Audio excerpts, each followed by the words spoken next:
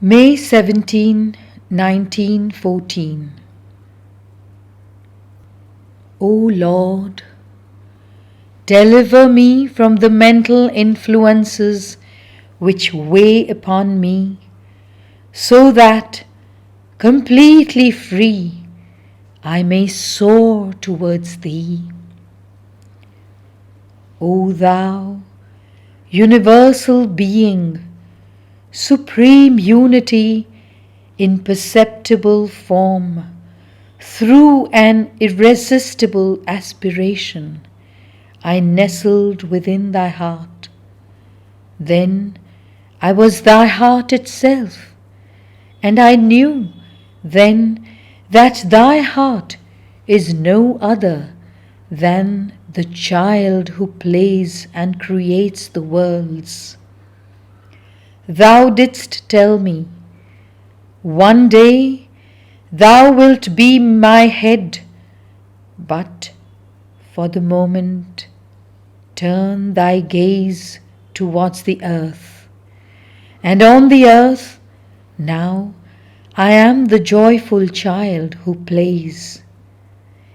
These were the 2 sentences I wrote yesterday by a kind of absolute necessity. The first, as though the power of the prayer would not be complete unless it were traced on paper.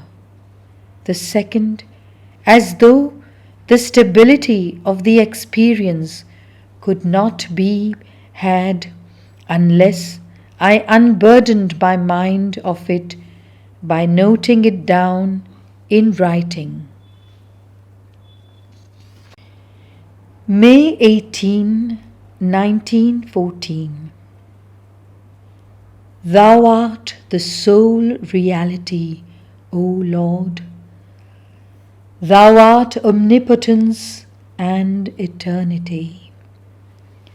And he who is united with Thee in the depths of his being becomes Thy reality in its eternal and immutable omnipotence. But for others, the command is, even while remaining in contact with Thee, to turn their eyes and activity towards the earth. Such is the mission Thou hast given them. Here begins the difficulty, for everything depends upon the perfection of the various states of their being, and even after attaining the sublime identification, they must still work at perfecting the instrument which will manifest Thy divine will. This is where the task becomes arduous. Everything seems to me mediocre, insufficient, neutral, almost inert in the present instrument which Thou makest me call myself. And the more I am united with Thee, the more do I realize the mediocrity of its faculties and its manifestation. Everything in it seems to me an incorrigible approximation. And if that cannot disturb me in any way, it is because the true self is lying at Thy feet, or nestling in Thy heart, or conscious with Thy eternal and immutable consciousness, and looks at the whole manifestation with a smile of patient and understanding benevolence. May 19, 1914.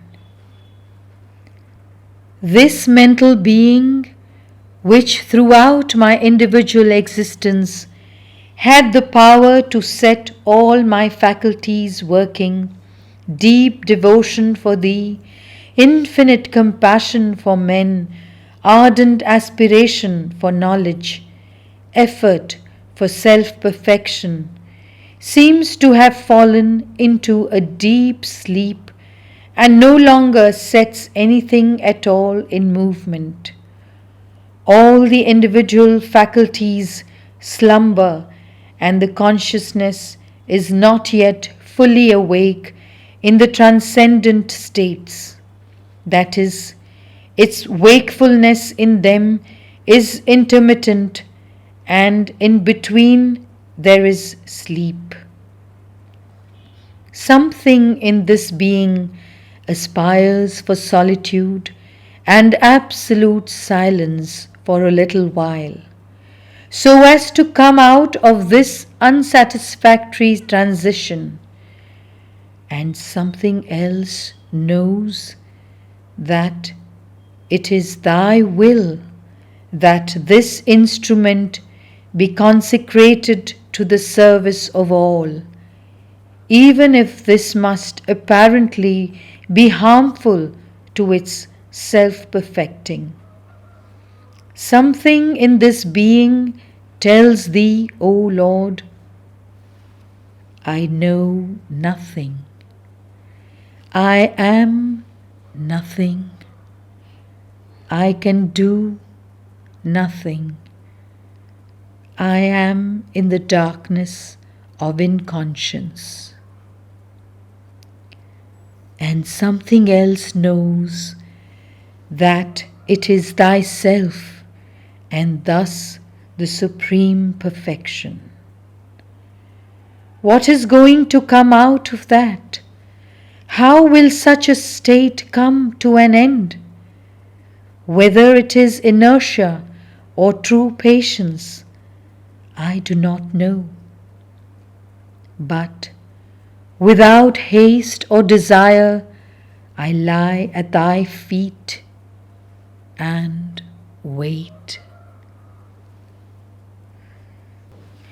May 20, 1914. From the height of that summit, which is the identification with thy divine infinite love, thou didst turn my eyes to this complex body which has to serve thee as thy instrument. And thou didst tell me, it is myself, dost thou not see my light shining in it? And indeed I saw thy divine love clothed in intelligence, then in strength, constituting this body in its smallest cells, and shining so brightly in it that it was nothing but a combination of millions of radiant sparks, all manifesting that they were thyself. And now all darkness has disappeared, and thou alone livest in different worlds, in different forms, but with an identical life, immutable and eternal. This divine world of thy immutable domain of pure love and invisible unity must be brought into close communion with the divine world of all the other domains, right down to the most material, in which thou art the center and very constitution of each atom. To establish a bond of perfect consciousness between all these successive divine worlds is the only way to live constantly, invariably in thee, accomplishing integrally the mission thou hast entrusted to the entire being in all its states of consciousness and all its modes of activity. O my sweet Master, thou hast caused a new veil to be rent, another veil of my ignorance, and without leaving my blissful place in thy eternal heart, I am at the same time in the imperceptible but infinite heart of each of the atoms constituting my body. Strengthen this complete and perfect consciousness.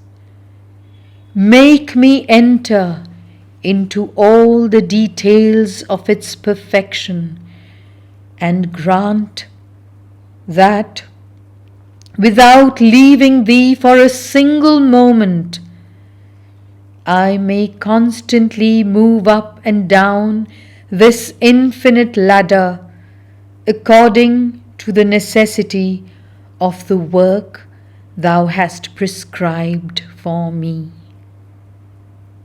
I am thine, I am in thee, thyself, in the plenitude of eternal bliss. May 21, 1914. Translation by Sri Aurobindo.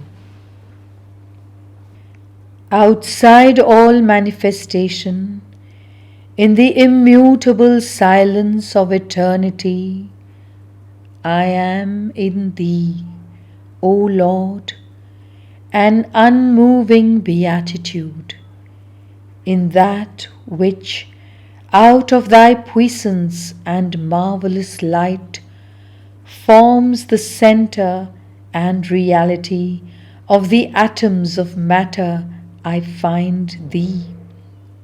Thus, without going out of thy presence, I can disappear in thy supreme consciousness, or see thee in the radiant particles of my being. And for the moment, that is the plenitude of thy life and thy illumination. I see thee, I am thyself, and between these two poles my intense love aspires towards thee.